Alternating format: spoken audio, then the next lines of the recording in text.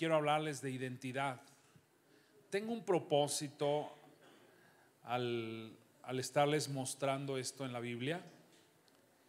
Quiero verlos diferente. Quiero verlos poderosos en Dios. Quiero verlos fuertes en Dios. Y quiero que usted se acerque más al propósito de Dios para su vida. ¿Cuántos creen que Dios es un Dios de propósitos?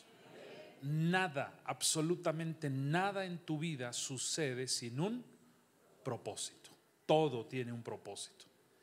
Y a veces el diablo nos quiere sacar, nos distrae con tentaciones, con pecado, con situaciones complicadas. Nos distrae del propósito. Porque cuando uno se encuentra en conflictos en la vida, uno se empieza a enfocar más en el conflicto, y dejamos el propósito de Dios de lado. O cuando el pecado viene a nosotros y nos seduce y nos hace caer, de igual forma estamos enfocados en eso que estamos sintiendo o experimentando y nos salimos del propósito de Dios. Pero en realidad Dios tiene un propósito para cada uno de nosotros. Y cuando nos distraemos, mire, Dios es tan bueno, Dios es tan grande, que Él tiene la forma de hacernos volver a su propósito. Él tiene la forma, cómo nos hace volver a su propósito. Y una vez que ya estás en ese propósito, pues debes enfocarte a ese propósito. Me asombra Jesús, me asombra mucho porque pasó lo que Él pasó, persecución, crítica, cosas tan difíciles que Él vivió, pero Él nunca se apartó del propósito porque Él tenía algo definido en Él y se llamaba identidad. Identidad. Me gusta cómo nos llama Dios a cada uno de nosotros. En primera de Juan 3:1 es un versículo que estoy seguro conocen de memoria, pero no quiero que lo repitas hoy solamente, sino que te enfoques cómo te llama Dios, cómo Dios te llama. Vamos a leer todos juntos, por favor. 2, 3. Mirad cuál amor nos ha dado el Padre para que seamos llamados ¿qué? Hijos de Dios. Hasta ahí. Ustedes solos, fuerte. 2, 3.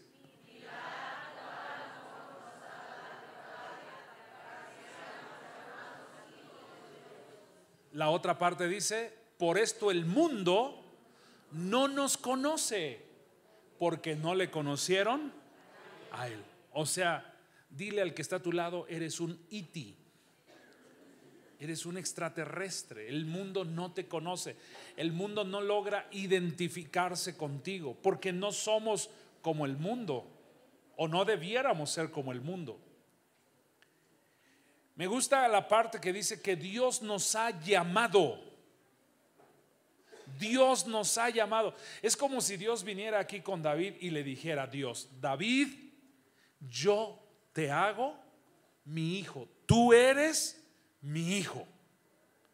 Y nosotros decimos: pero es que él es hijo del diablo, es un mentiroso, es esto, es lo otro. Y Dios dice: tú eres mi hijo, tú eres mi hijo, tú eres mi hija. Y el propósito de Dios, la primera cosa que Dios quiere crear en nosotros se llama identidad. Entonces yo fui al diccionario para definir qué es identidad y vi dos cosas en el diccionario. Hay como 7 definiciones, pero solo tomé dos definiciones de lo que es identidad. 2 definiciones. La primera dice: conjunto de rasgos propios de un individuo. Rasgos propios de un individuo. Eso es identidad. Es decir, yo tengo rasgos propios que son míos, no son de ustedes. No son de ustedes. Mi forma de ser, mi forma de pensar, mi forma de actuar son rasgos míos. No es necesario que tú tengas que ser como yo. No tienes que ser como yo. Escuche lo que estoy diciendo. No tienes que ser como yo. Existe una tendencia de querer imitar, querer igualar a los demás. Pero ¿sabes eso qué significa? Bueno, ahorita voy a hablar de eso. Lo adelanto. Significa que tu identidad está mal establecida. Cuando tú quieres imitar a un ser humano, al único que debemos imitar es a Jesucristo. Ese es al único que debemos imitar. Pero cuando tú dices, ay, me gustaría ser como el pastor, como la pastora, como el líder, como la líder, como fulanito, como X, me gustaría eso. ¿Sabes? Cuando tú quieres ser como los demás es porque tu identidad no la estás aceptando. Dios te hizo a ti tal y como tú eres. Te hizo feo, ¿qué quieres? Así eres. Número 1, identidad significa conjunto de rasgos propios de un individuo. Ahora, número 2, identidad según el diccionario significa conciencia que tiene una persona de ser ella misma y es distinta a los demás. O sea, no solo significa mis rasgos propios, sino que yo tenga conciencia de mis rasgos. Así soy, así me hizo Dios, así me hizo Dios. Yo recuerdo que el primer año que yo tenía de matrimonio, recuerdo que yo quería que Karina hiciera las cosas como yo. Sin querer empecé a oprimirla, nunca fue mi intención. Yo solo quería que ella orara como yo, hablara como yo, predicara como yo, se comportara como yo y que fuera como yo. Yo la hice sufrir mucho en ese aspecto, el primer año de casado. Yo me acuerdo que si yo me levantaba a las 5 de la mañana a orar, yo le decía, le movía y le decía, ya, es hora, a orar, arriba. ¿No? Los primeros días ella lo hacía con gusto, pero después mi forma de ser la fue hostigando, al grado que empezamos como que a friccionar mucho. Tuvimos mucha fricción, mucha fricción. En medio de toda esa fricción, un día ella me dijo, no estoy de acuerdo. Yo empecé a ver su semblante y ya no venía con gozo a la iglesia, ya no servía con gozo, ya no hacía muchas cosas con gozo. Pero yo, como soy el pastor y yo era buen líder y un hombre espiritual, empecé a reprender al diablo en su vida. Y yo dije, diablo, suéltala, te vas de su vida, fuera, espíritu maldito, quita tus garras de mi esposa. Así oraba. Y un día orando, el Señor me dio una palabra que me cimbró, me sacudió, cambió mi forma de pensar al respecto. Entonces me dio Génesis capítulo 1, versículo 28, 27 y 28. Génesis 1, 27 y 28. Y ahí me dio luz, me dio mucha luz, de tal forma que ese pensamiento que yo tenía con respecto a mi esposa se quitó. Dice, y creó Dios al hombre a su imagen. A imagen de Dios lo creó. Y vea que dice, varón y hembra los creó. Ese pasaje me dio una luz increíble. Dios me preguntó cuando me dio ese pasaje, porque yo estaba reprendiendo al diablo, y Dios me preguntó a mí, a ver, Hugo, ¿cómo te hice a ti? Señor, a mí me hiciste a tu imagen, me diste identidad, me diste una personalidad. Bien, ¿y cómo la hice a ella? Y entonces yo titubeé y dije, pues creo que también le diste una identidad, una imagen. ¿Crees o estás seguro? Bueno, ahí dice que también a ella le diste una identidad y le diste una imagen. Y el Señor me habla y me dice, bueno, si yo le puse a ella mi imagen, mi identidad, ¿por qué quieres cambiarla a tu forma de ser? Dios me dio con guante blanco una buena cachetada ese día. Entonces yo me levanté, le pedí perdón a ella y le dije, ya no más, perdóname, yo te estaba oprimiendo, no era mi intención, yo quería que tú fueras como yo, que actuaras como yo. Y a partir de ese momento yo dejé que ella fuera ella. Respeté la imagen de Dios en ella, respeté la identidad de Dios en ella. Esto es un grave problema aún en matrimonios, porque a veces el hombre quiere que la mujer sea como él, o viceversa, la mujer quiere que el hombre sea como ella es. Yo empecé a respetar mucho su identidad.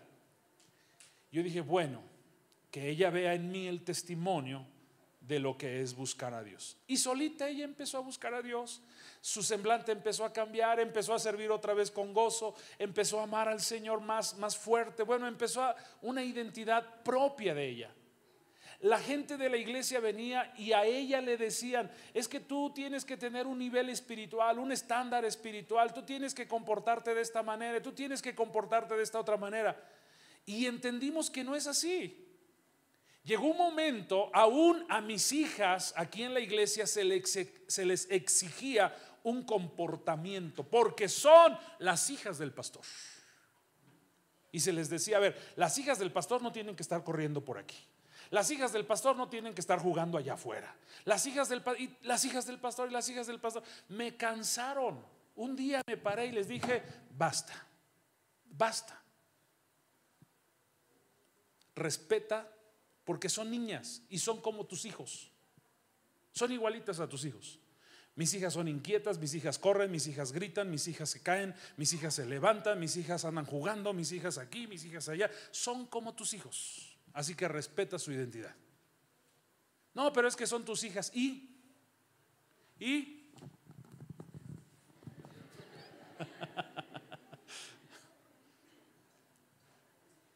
Estábamos acostumbrados a ver que en las iglesias a las esposas de los pastores se tenían que enfocar al ministerio de mujeres dentro de la iglesia. Pero yo he sido testigo cómo Dios levantó a mi esposa no para trabajar meramente con mujeres. Eso no significa que no lo haga o que no lo pueda hacer, pero lo que arde en el corazón de ella son los niños. Eso arde en su corazón. Yo la veo en la casa y está, en vez de estar investigando material para mujeres, está investigando material para niños. Y cómo los niños, y cómo ayudamos, y cómo bendecimos. Eso es lo que Dios plantó en su corazón. ¿Por qué a fuerzas quieren que la esposa del pastor tenga que atender a las mujeres? Aquí habemos muchos. Y Dios puede usarte a ti como a Dios le plazca. Dios te dio a ti una identidad, Dios te dio a ti un propósito, Dios te dio a ti un destino. ¿Y sabes qué es lo padre de eso? Que aprendas a ser lo que tú eres. Disfruta lo que tú eres, compórtate como lo que tú eres, el propósito para el que Dios te llamó. Y decía 1 Juan 3:1, ¿verdad? Decía que Dios nos ha llamado sus hijos. Aquí sí aplica esa alabanza que decía: yo soy quien soy y no me parezco a nadie, me cuadra el campo y los animales. Había una canción así ranchera, ¿no? Ay, bien que se la sabe. Yo soy quien soy y no me parezco a nadie, me cuadra el campo y los animales. Sé tú, mi hermano, sé tú. Ahora, lo que yo me di cuenta es que existen dos clases de identidad en el ser humano. Una identidad de la gente que no está en una relación con Dios, y una identidad de la gente que está en una relación con Dios. A la gente que está sin una relación con Dios, yo le llamaría una identidad distorsionada. ¿Identidad qué? Gríteme fuerte. ¿Identidad qué? Distorsionada. ¿Cómo es la identidad distorsionada? Gente que vive con complejos. Está tan acomplejada. Ahora, hay dos clases de complejos. El complejo de superioridad. Aquellos que se creen que son la última Coca-Cola en el desierto. Aquellos que piensan que no hay quien pueda con ellos. Yo escucho mucho ese comentario de gente que dice: no, hombre, no ha nacido el que pueda conmigo. Y yo digo dentro de mí: más bien no te lo has encontrado. Pero el día que te lo encuentres, chiquita, no te la vas a acabar. Entonces existe un complejo de superioridad. Hay gente que siempre se siente superior a los demás, y ese es un complejo. Pero está el otro complejo de inferioridad. Hay gente que se siente la pulga que está en la cabeza de otra pulga. No soy nada, no puedo, no merezco, no soy digno. Y ese es un complejo de inferioridad. Hay otros que tienen un sentido de estar siempre compitiendo con la gente. Esa es una identidad distorsionada.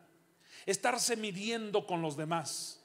Pues él compró el carro X, yo tengo que tener otro mejor. Él compró una casa X, yo tengo que tener una mejor. Él compró un celular X, yo tengo que tener uno mejor. Y eso de estar siempre compitiendo con los demás habla de una identidad distorsionada. ¿Por qué está esa identidad distorsionada? Por la gente que no ha tenido una relación bien con Dios.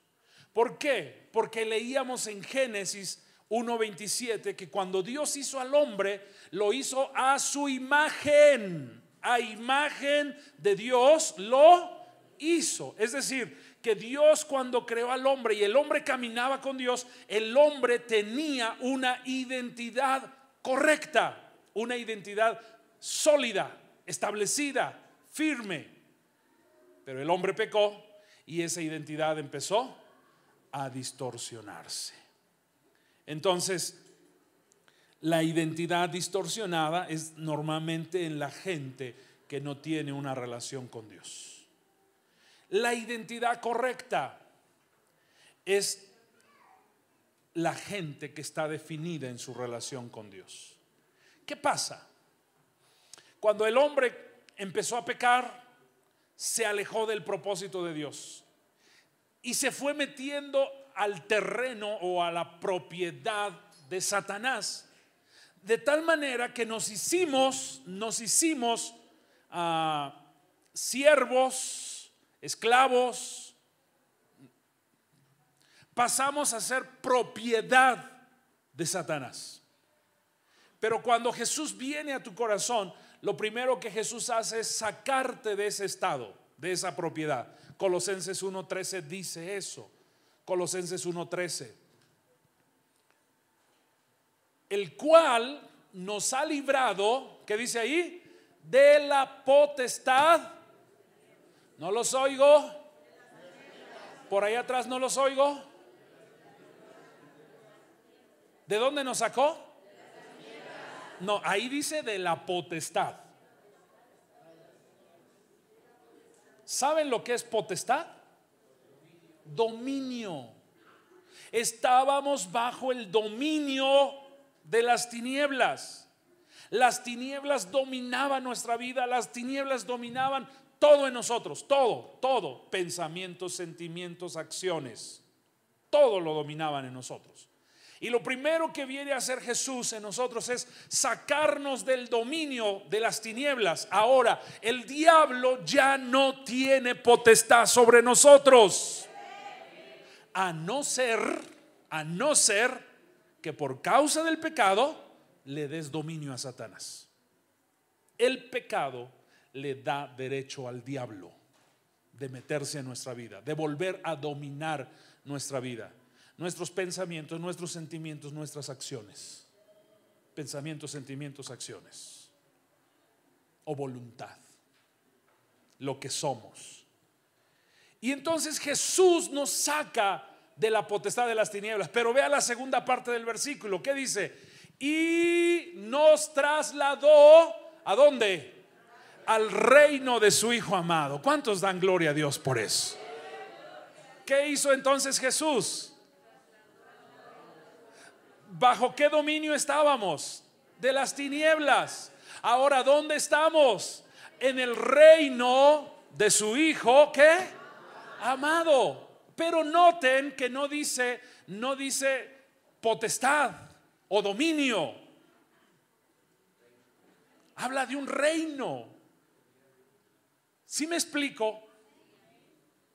Acá éramos, no sé si esta sea la palabra correcta, subyugados. ¿Se usa bien así? Ok, éramos sometidos. Acá no somos sometidos, acá nos sometemos voluntariamente. Voluntariamente. ¿Alguien fue a obligarte a que vinieras hoy a la iglesia? ¿Alguien fue a obligarte a que trajeras tu diezmo, tu ofrenda? Nadie. Lo que yo hago para Dios, lo que yo expreso para Dios es de mi voluntad. Yo decidí hoy adorar, yo decidí hoy ofrendar, yo decidí hoy diezmar, yo decidí hoy levantar las manos, yo decidí hoy escuchar la palabra. No fui subyugado, no fui sometido. Estoy en el reino de su Hijo amado. Entonces el poder de las tinieblas ya no está sobre mí. Grite conmigo: el poder de las tinieblas ya no está sobre mí. ¿Cuántos dan gloria a Dios por eso? Ok, ¿por qué Jesús nos sacó de la potestad de las tinieblas? Porque el diablo, su enfoque principal al someternos al pecado es distorsionar nuestra identidad. Si el diablo logra distorsionar la identidad en una persona, si el diablo logra someter la identidad en una persona, esa persona no podrá sentirse o ser libre en su vida. Esa persona vivirá con complejos, vivirá en mediocridad, sin propósito, sin visión, sin destino. Estará sometido a una corriente del mundo. El diablo siempre va a estar atacando la identidad de una persona, identidad de un matrimonio, identidad de una familia. Yo estoy enfocándome a la identidad propia, pero por ejemplo en mi casa tenemos una identidad de matrimonio, tenemos también una identidad de familia. Así es mi familia. No esperes otra cosa de mi familia. Así somos nosotros. Así somos los Resende y Sonofre. Así somos. ¿Sí me estoy explicando? Así somos, no esperes otra cosa.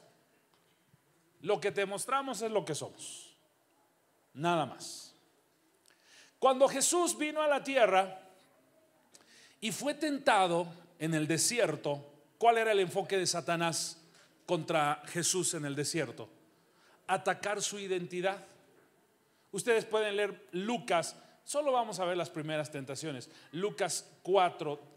Usted lea en su casa del 1 al 11. Pero vamos a leer solo unas poquitas hoy. Lucas 4, del 1 en adelante. Jesús, lleno del Espíritu Santo, volvió del Jordán y fue llevado por el Espíritu al desierto. Ahora vean el 2. Dice, por 40 días. Y era tentado o atacado por el diablo. Y no comió nada en aquellos días pasados, los cuales tuvo hambre. ¿Ok? Entonces el diablo le dijo, y vean las primeras palabras que Satanás usa contra Jesús: si eres hijo de Dios, si eres hijo de Dios, si eres.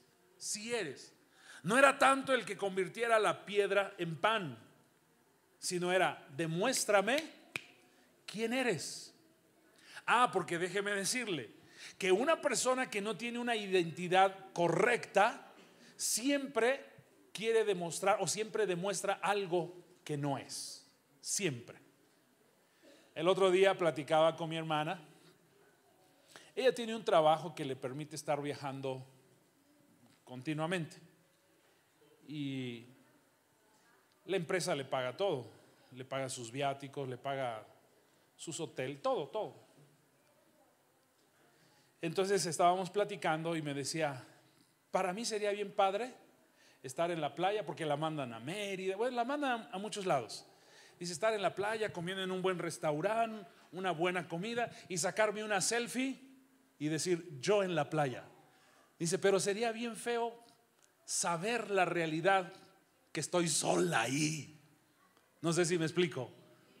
O sea, todo el mundo ve, wow, la playa, pero la realidad es que está sola. Y eso a ella le fastidia, a ella le lastima estar sola trabajando cuando tiene que salir. Entonces ella dice, ¿para qué aparentar algo que no es? ¿Por qué le sacas tantas fotos hasta la comida que te comes? Yo aquí comiendo fritangas. ¿Ha visto eso? ¿Sí o no? ¿Por qué? ¿Será que quieres demostrarle a alguien algo? Analízalo, no me contestes. Analízalo. Y si fuera eso el caso, entonces me estás demostrando que tu identidad no es correcta. Tu identidad no es correcta. Yo aquí turisteando y gracias a Dios te permitió ir de viaje, gracias a Dios. Pero ¿por qué estarle demostrando a la gente algo que a veces no es? Entonces el diablo le dice a Jesús: a mí demuéstrame quién eres.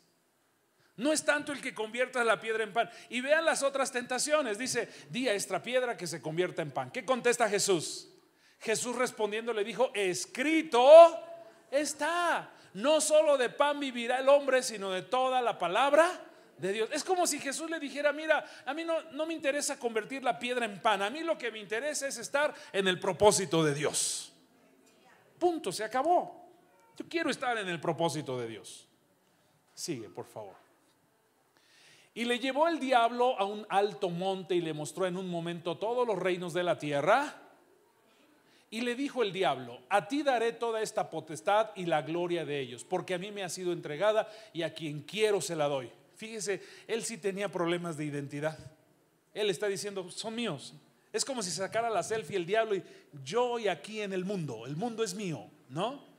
Él sí tenía problemas y le dice: yo te los puedo dar. Si tú postrado me adorares, todos serán tuyos. ¿Ok? ¿El que sigue?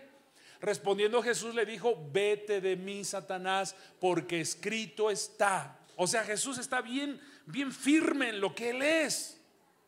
En su identidad, en su propósito. Jesús está firme y le dice: a mí no me interesa que tú me ofrezcas los reinos de este mundo.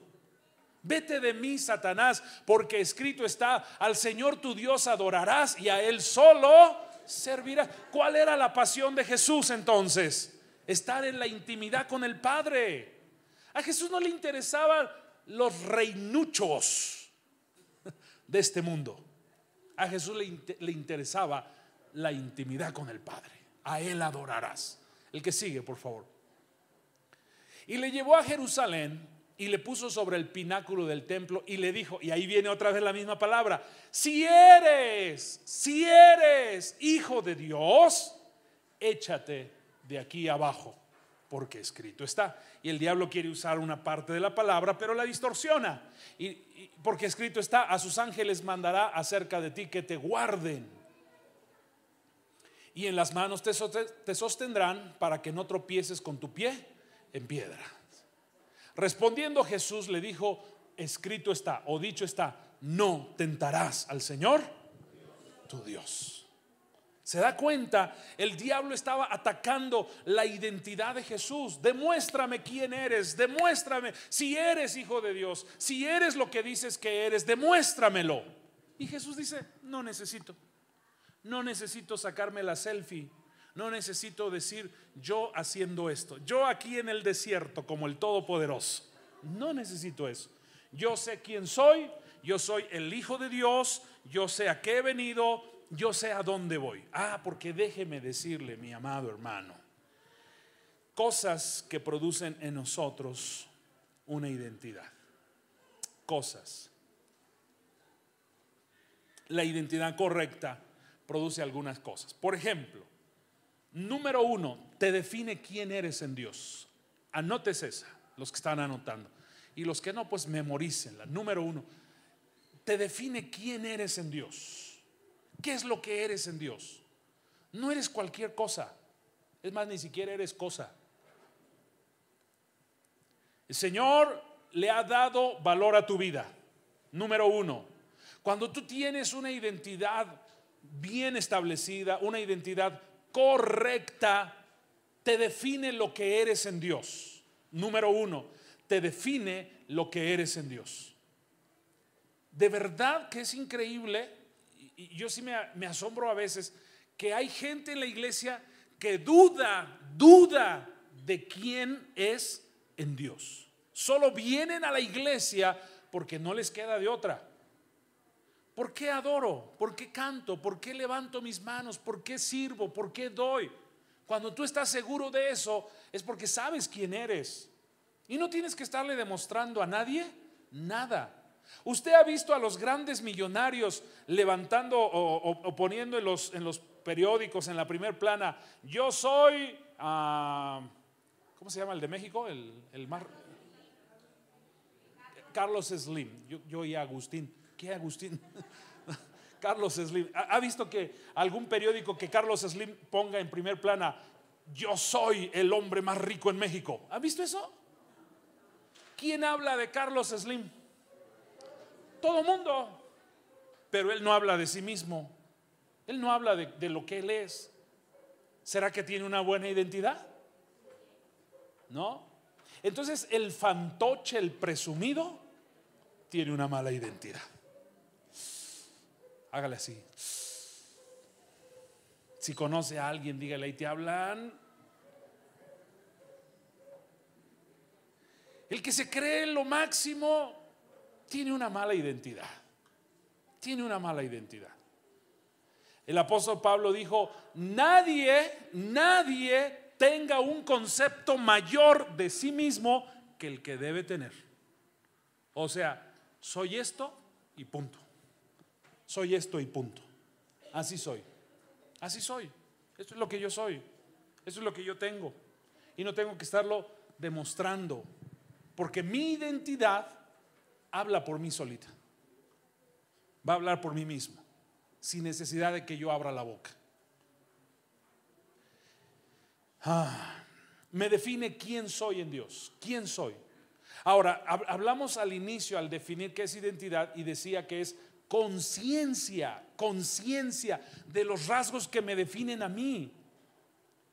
Porque puede ser que ya tenga los rasgos, pero no tengo conciencia. No sé si me estoy explicando, muchachos.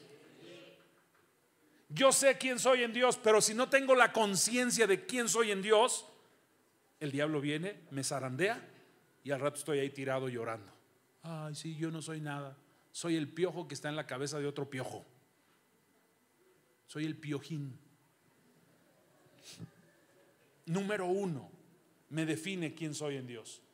¿Cuál es el primer título, la primer postura que Dios me dio? Ser llamado ¿qué? ¿Ser llamado qué? No los oigo. ¿Ser llamado qué? ¿Qué eres? No los oigo. ¿Qué eres? Allá atrás, mis hermanos, ¿qué son? ¿Me estoy explicando? Soy hijo de Dios. Y si a ti no te gusta, muy tu bronca. Ay, es que él no me gustaría que viniera a la iglesia. Es que no me gustaría encontrármelo en el cielo. Ojalá y no vaya al cielo. Ese es un problema que tú tienes. Ese es un problema que tú tienes. Porque te guste o no te guste, el que es hijo de Dios y se mantiene firme en Dios, te lo vas a encontrar en el cielo. Aunque aquí te hayas peleado con él o con ella, si él se mantiene firme en Dios, te lo vas a encontrar en el cielo. ¿Hola? Dios lo ama por igual. Dios lo ama por igual. Antes de que Dios me diera el llamamiento de ser pastor, Él me hizo su hijo. Antes de ser pastor soy hijo. ¿Sí me explico? Yo soy hijo de Dios. Soy hijo de Dios.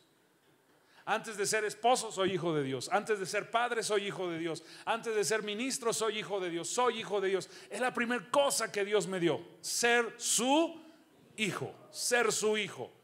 Ahora, cada quien vive de acuerdo a donde le tocó vivir. ¿Hola? Resulta que alguien estaba enojado, pues porque yo le di a mis hijas lo que yo pude darle. Y ese alguien pues no vivió como mis hijas vivieron. Y se enojó por eso. ¿Cómo ven? ¿Hola? Cada quien vive como puede vivir. Si tus hijos lograron una buena escuela, una buena educación, gloria a Dios por eso. Y si yo no lo tuve, yo no me voy a poner a pelear porque yo no lo tuve. Más bien voy a definir mi identidad para que a mi otra generación yo pueda darle lo que yo no tuve. ¿Qué le parece? ¿No? Pero estar enojado contigo porque tú sí pudiste darle a tus hijos algo que a mí no me dieron, mis padres, pues está de locos, ¿no creen? Está de locos. Número uno, la identidad correcta define quién soy yo en Dios. Número dos, me da una visión, es decir, me lleva a un objetivo. ¿Quieren saber quién no tiene una identidad correcta? Pregúntele cuál es tu plan de vida. Y si te dice, ay, ¿a poco tenía que sacar un plan de vida? ¿A poco existe algo que se llama plan de vida? Ese alguien no tiene una identidad correcta. O sea, ¿qué vas a hacer mañana? ¿A dónde te vas a enfocar? ¿A dónde vas a empujar a tu casa? ¿A dónde los vas a guiar? La visión te da dirección. Una visión te da dirección. Sabes a dónde vas, sabes lo que quieres. Pero alguien que vive sin visión no sabe ni lo que quiere, ni sabe a dónde va. Pero el que tiene identidad correcta tiene visión. ¿A dónde vas? ¿Qué vas a hacer mañana? ¿Qué va a pasar con tu vida de aquí a 3 años, a 5 años? ¿Cuál es el propósito de Dios para tu vida? ¿Cuál es el propósito de Dios para tu familia? ¿A dónde estás empujando a tu casa? Identidad correcta. Número 3, no solo me define quién soy en Dios, sino que me da conciencia de lo que poseo en Dios. Lo voy a decir una vez más. Me da conciencia de lo que poseo en Dios. Número 1, define quién soy en Dios. Número 2, me da visión. Número 3, me da conciencia de lo que poseo en Dios. ¿Qué poseo en Dios? Bueno, la Biblia dice que soy coheredero juntamente con Cristo. Dice Gálatas 4:7, ya no eres siervo ni esclavo, ahora eres hijo, y si hijo, heredero de Dios juntamente con Cristo Jesús. Entonces soy un coheredero. ¿Qué tengo en Cristo? Una herencia. El Padre Dios tiene para mí una herencia. Empezando con mi esposa, con mis hijas. Herencia de Jehová son los hijos, dice la Biblia, ¿no? Mi esposa es mi herencia. Mis hijas son mi herencia.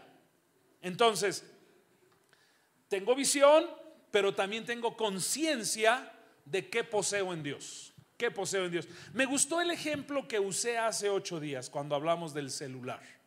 Les dije, ¿cuántos aquí tienen un celular? Yo pregunto, ¿cuántos tienen un celular? Levántelo. Mire, hoy muy pocos trajeron su celular. Los felicito. ¿No? ¿Cuántos tienen un celular? Manos arriba con su celular. Ahí está, mire, ok. De este celular, ¿cuántas aplicaciones tiene el tuyo? ¿Y cuánto en porcentaje lo explotas? Del 100% de las aplicaciones, de todo lo que puedes usar un celular, ¿cuánto lo explotas? Hace 8 días alguien dijo, quizás yo lo explotaré el 5%. Alguien contestó, pues yo tengo un Tamagotchi, no le puedo explotar mucho. ¿No? Pero es impresionante que teniendo algo tan sofisticado para vivir, ¿qué porcentaje le usamos? Yo leí que esto es como una computadora y que la capacidad que tiene un celular como los que hoy usamos tiene más capacidad que la computadora que mandó al hombre a la luna en los años 60. Y en aquellos años 60 era una computadora como de aquella pared hasta aquella pared, así de gigante y altísima, y solo tenía ahí una aplicación o 2 aplicaciones, y con eso lograron mandar al hombre a la luna. O sea, explotaron al máximo esas aplicaciones que tenían. Y tú y yo aquí tenemos un montón de aplicaciones y ni las usamos. Es más, ni sabemos ni para qué son. ¿Para qué es el Drive? ¿Ah? Usted dice, ¿a poco traía Drive mi celular? No. ¿Ha visto aquellos que les dan una dirección con el celular y todavía se la pasan en esquina y con esquina, van en su carro y bajan la ventana? Disculpe, ¿dónde queda tal dirección? ¿Ha visto esos? O sea, no manches, tu celular te puede llevar. Tú lo programas y el celular te dice, aquí está tu ubicación y esta es la dirección exacta. Y todavía vas en la calle, pero ¿dónde queda? ¿Dónde queda? Hola.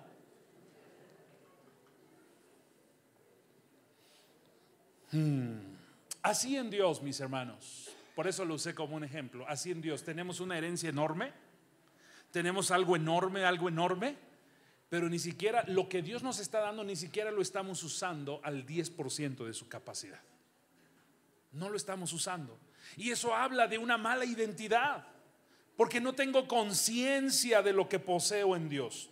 Y número 4, con esto voy a acabar. Número 4, cuando mi identidad está correctamente establecida, tengo revelaciones profundas de Dios. Va, una vez más. Cuando mi identidad es correctamente establecida, tengo revelaciones de Dios. Usted dirá, ¿por qué Dios no me revela a mí grandes cosas?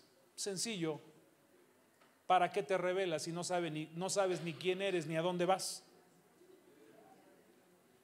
No sé si me expliqué.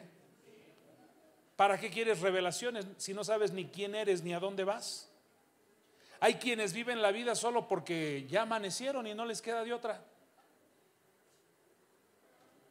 ¿Por qué vives? Pues es que amanecí respirando. Si no, ni viviera.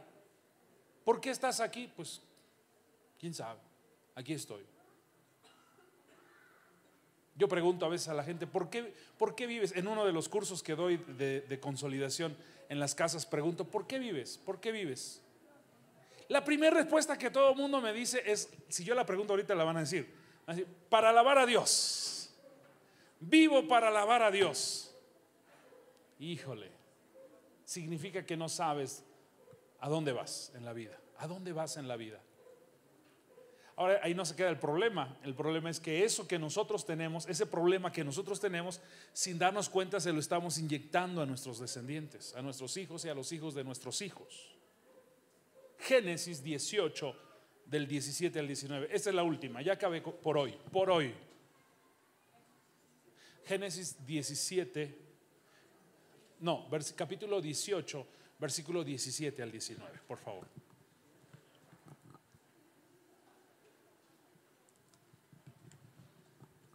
Vean cómo dice, y Jehová dijo, ¿encubriré yo algo a Abraham de lo que voy a hacer? Pausa ahí, no cambies. ¿Le voy a ocultar a Abraham las cosas que voy a hacer? ¿Por qué Dios no te revela las cosas que Él quiere hacer? ¿Por qué no te revela? Porque no sabes ni quién eres, ni a dónde vas en la vida. Te falta identidad. Ahora Dios se pregunta a sí mismo. Dios se pregunta a sí mismo, ¿le voy a esconder yo a Abraham lo que voy a hacer? Versículo 18 dice, habiendo de ser Abraham, vean esto, ¿una nación qué? ¿A dónde? ¿Cuál era el propósito de la vida de Abraham? Levantar nación grande, levantar una nación grande y fuerte, dice, y habiendo de ser benditas en él todas las naciones de la tierra. Vean lo que está diciendo. Le voy a esconder a Abraham esto, siendo que Abraham tiene dos cosas: va a ser una nación grande y fuerte, y la otra va a ser bendición, canal de bendición para todas las naciones de la tierra. ¿Qué tenía Abraham? Destino, objetivo en su vida. Él tenía un objetivo. Él sabía que vivía, lo quiero decir una vez más, él sabía que vivía para que a través de él se levantara una nación grande y para que a través de él la bendición corriera a toda la tierra. Él lo sabía y no tenía hijo y no tenía descendencia. Era estéril junto con su esposa, tenía conflictos para procrear. Pero él sabía que a pesar de que tuviera conflictos para procrear, él sabía lo que iba a pasar en su vida. Él sabía para qué vivía. Y dice Dios, ¿yo le voy a esconder a Abraham estas cosas? No, él sabe para qué. Si vean el 19, porque yo sé, dice Dios, yo sé que él mandará a sus hijos y a su casa después de que él se muera, que guarden el camino de Jehová. Mire, Dios sabía cómo iba a actuar Abraham. Dios sabía lo que había en el corazón de Abraham. Dios sabía el destino de Abraham y Abraham sabía su propio destino. Y Dios dice: le voy a esconder mis revelaciones, mis secretos. No, yo sé que cuando él se vaya, se muera, él le va a mandar a sus hijos que guarden mis caminos, que hagan justicia y juicio, para que hagan venir Jehová sobre Abraham lo que él ha hablado acerca de Abraham. Vean eso. ¿Qué tenía entonces Abraham? Identidad. La identidad le produjo ¿qué?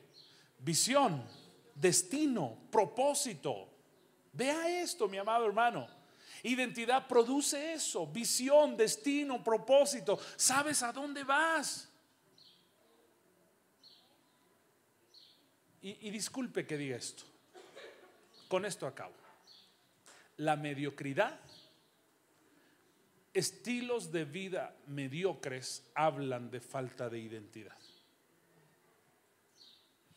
¿Cuántos de los que fueron ayer con nosotros a compartir juguetes, comida y dulces a los niños allá cerca de los basureros, cuántos se percataron que en la entrada hay mucha gente con casas feísimas, pero que tienen mucho dinero? ¿Se percataron de eso? Unas construcciones muy grandes, la casa feísima, maloliente. Les gusta vivir en la tierra, les gusta vivir en medio del lodo, les gusta, pero es gente que tiene dinero. Fuimos Gerardo y yo un día antes a ver dónde íbamos a hacer la reunión. Y él me iba diciendo: yo conozco a este fulano tiene un bodegón y gana tanto dinero, él va a una empresa y puede comprar toda la chatarra de una empresa que cueste millones y pagarlo y ir y venderlo y ganar otros millones. Este hombre no le cuesta nada. Y yo pregunto: ¿y por qué viven aquí? ¿Por qué viven así? ¿Por qué la gente vive así? ¿Por qué la gente le gusta vivir con la pata de la cama de tabique? ¿Por qué la gente le gusta no tener una puerta en su baño y tener una cortina? Hola. No es pedrada para ustedes. ¿Dónde está el problema?